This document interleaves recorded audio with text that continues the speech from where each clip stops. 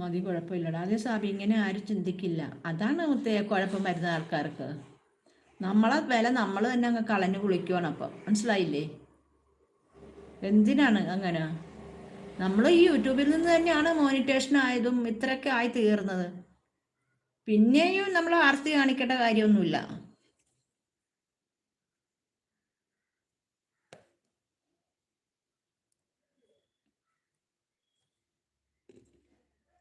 നിനക്ക് പുളിഞ്ചൻ ഓറഞ്ച് വേണം. പുളിഞ്ചൻ ഓറഞ്ച് വേണോടി റിച്ചു? റിച്ചു കൊട്ടത്തി, നിനക്ക് ഭയങ്കര പുളി.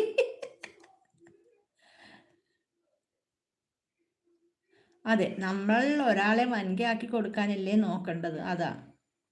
അതാണ് നമ്മളായതുപോലെ അവരും ആകണം.